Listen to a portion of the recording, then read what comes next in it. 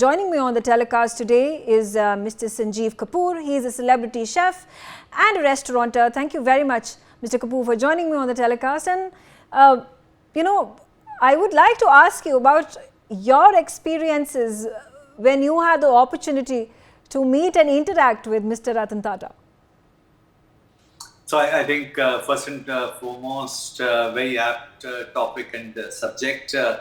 Who else could be more deserving of Bharat Ratna than the Ratna of this country, Mr. Ratan Tata. And as I say, in many things in our lives, it's never too late. People say, "Oh, it's he's already been restored with two." He's already been restored with two of big awards, Padma Bhushan and Padma Bhushan. And I think it would only be apt that Bharat Ratna is given to him. In terms of my interactions, I would say impact that he had on me was, I would say, it started from a distance.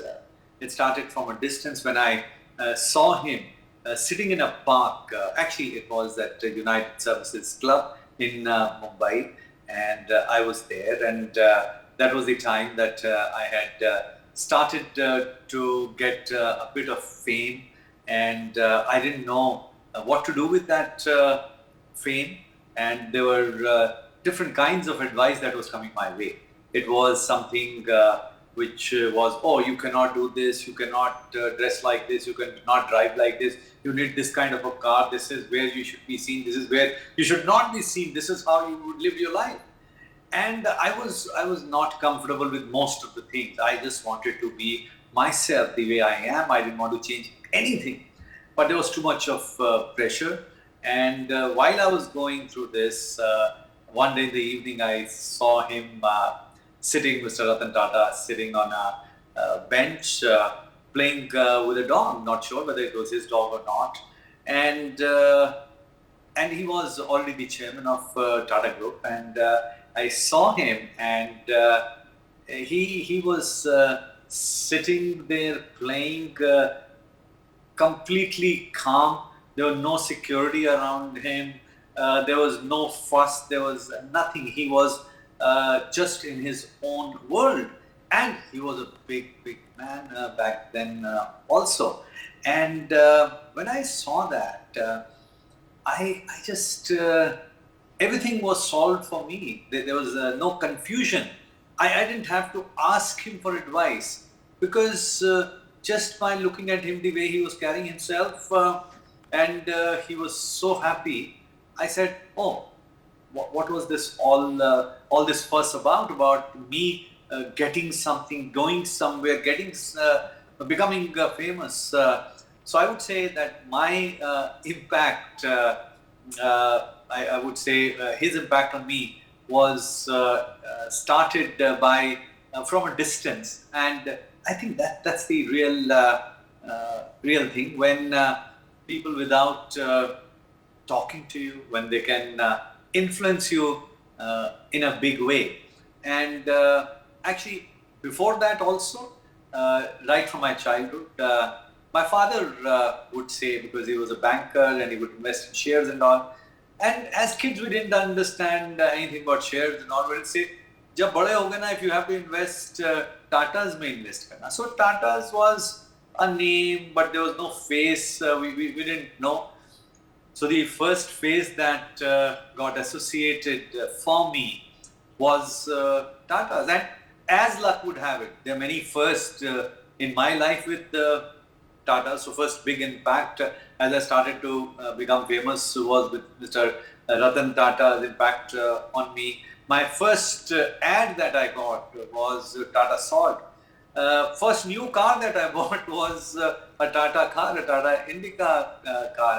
And my relationship over the years has been phenomenal, I would say, with I think with the whole of Tata Group, with Tata Consumers, to brand ambassador spices, to dals, to now joint venture with Big Basket, to Right, I think absolutely. And you spoke about how, the brand Tata has been synonymous with a company that you can trust, which is reliable, which is strong, which is ethical. And these are, the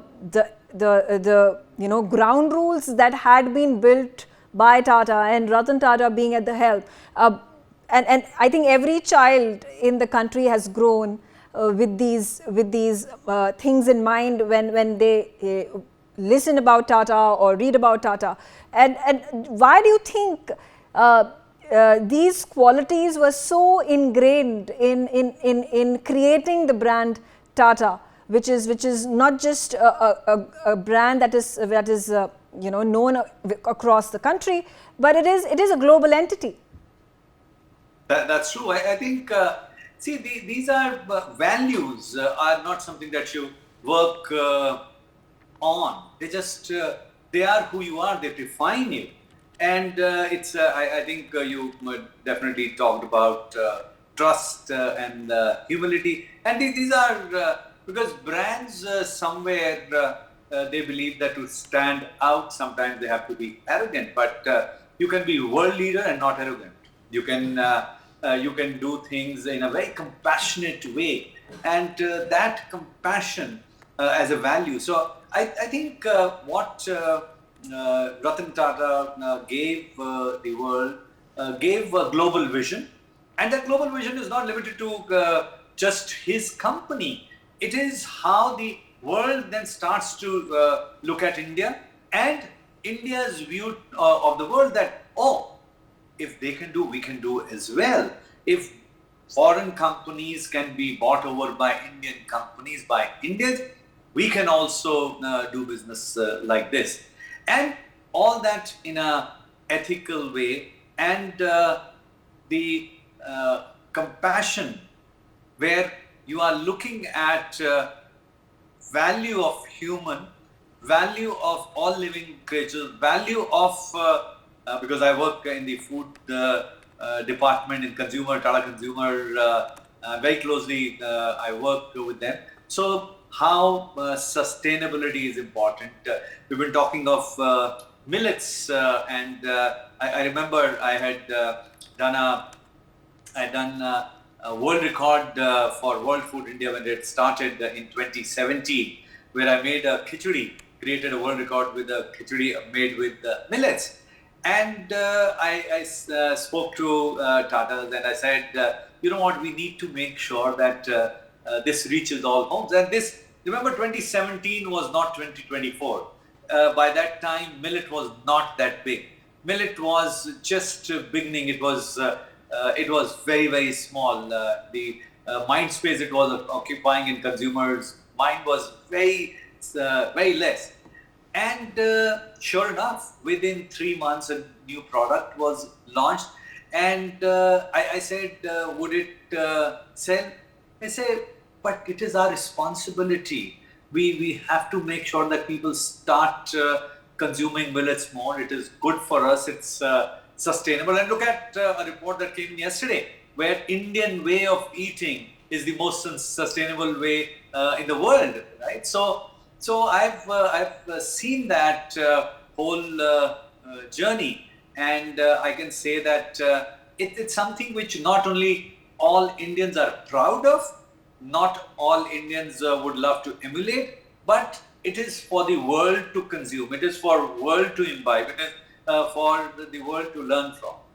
Absolutely. And before I let you go, Mr. Kapoor, about the very idea that Mr. Ratan Tata should be conferred with the Bharat Ratna, which is the highest civilian award of our country. And there had been a lot of talk about it in the past years as well, in which Mr. Ratan Tata had, very humbly rejected, saying, I'm doing the good work. I do not want any sort of medals or a stamp of approval by anybody, but it's my work that keeps me going and talks for itself.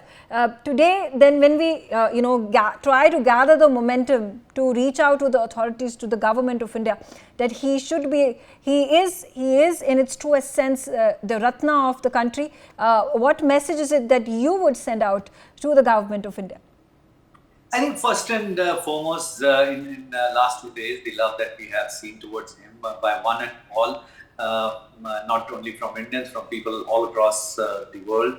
I think he's achieved much more and beyond is what I would say. He lived his life of completion in some sense, and it's only befitting of a personality like him to be bestowed with Bharat Ratna. And I think there are times when we make people look good, at times when we make awards look good.